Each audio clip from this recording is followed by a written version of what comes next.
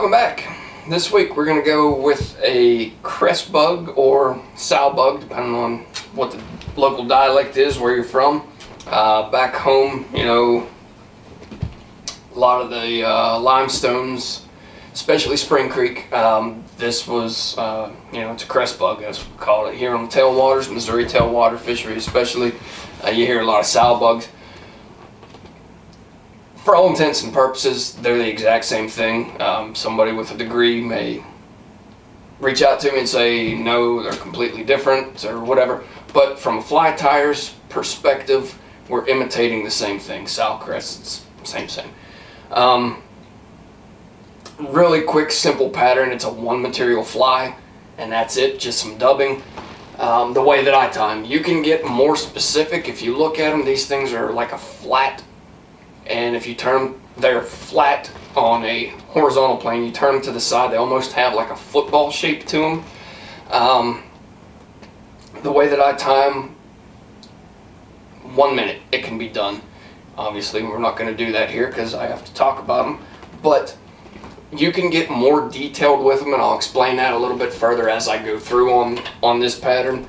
But I fished these for years back home, and I caught just a pile of fish on them, and I don't feel bad when I lose one, hang it up on a rock, whatever, break it off, tie the next one on, and keep going. I don't feel bad because it takes me a minute at a time, and all I'm out's a little bit of squirrel and the hook, but oh well. So I'm going to go through on this one. Like I said, as I progress through the fly, I'll explain some of the things that you can do to give it a little more realistic look if that's the route that you want to go. But this is a way that I've tied and fished them for years, and that's the way I'll continue to fish them. And I think that should be good right there. It looks decent. I'm going to drop this down just slightly. Oh, come on. That way I don't get too much of the logo there in on the frame. Make sure it's not going to go sliding around on me anywhere, and we should be good. Just remind myself to sit up straight the entire time, I guess, huh? Alright, so on to this one. I'm a little bit further away than I normally like it to be, but this will work. Really quick pattern. Thread, as you've heard me say, I don't know how many times before on my nymphs, I don't care. It's whatever is on the bobbin at the time. That's what I tie with. I don't get too hung up on thread colors. There's a few circumstances where I will, but not very often. So to start this one off, like I said, I just have a thread base. Turns out that I have a rusty brown on the bobbin at the moment, so that's what I'm going to go with. And then this is just regular gray squirrel, natural hair. All I'm going to do is build a base up on this one. Just going to do a quick noodle. Just finger dub this. I'm just going to build a base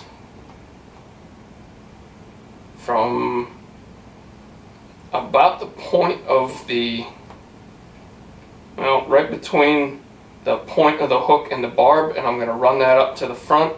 Just double back on this. If you want, you can get rid of some of those wild excess hairs.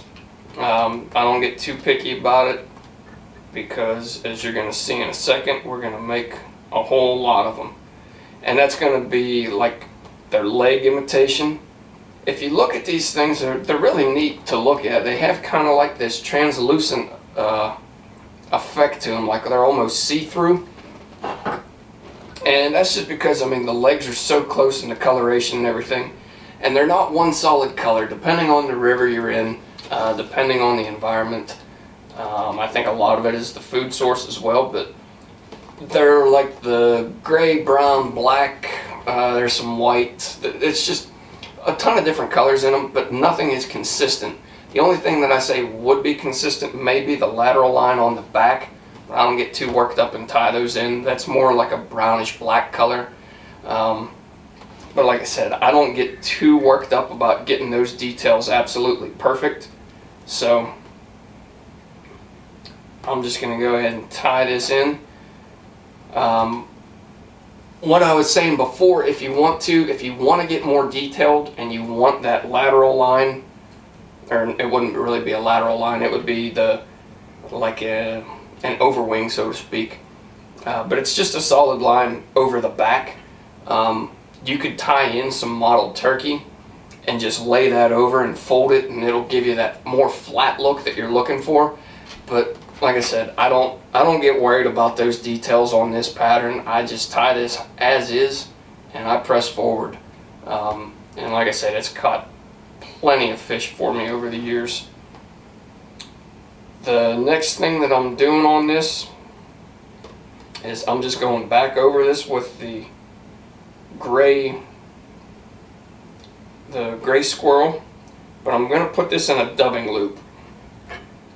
And I'm going to get this in here. Now, what I will say about this gray squirrel, when you're working with it, especially in a dubbing loop, put more in there than you think that you're going to work with, because you'll see when I spin this, a lot of it's going to disappear, or a lot of it's going to fall out of this loop because this material is so fine and so loose. A lot of this is just going to disappear on you, so add more in there than you're initially planning on, because you look at it right now, it looks like a ton, but when I release this, you can see all of that stuff just kind of flies everywhere, and all you're left with is this little stuff right here. So go ahead and manipulate this as you want it. I like having, because like I said, it has kind of that football effect where it's a little fatter in the center. So what I'll do is I'll manipulate this stuff, and I'll have my longer fibers in the center, but you can omit that completely. I mean, that's going into more detail than what this pattern deserves, honestly. I had my rubber band tied around there, kind of hindering my rotary function. So I just go through here, I wrap this in, and this is honestly all it is.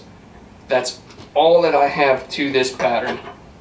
These legs, well, these fibers that you get from the dubbing loop, one, they're really stiff, so they're not really going to really sink down, or they're not really going to slender out a whole lot on you when this is in the water. It's going to it's going to maintain this overall profile throughout pretty well, quite honestly. And if you want to, you can go ahead and just kind of give this the football shaped trim, just getting some of these longer fibers out.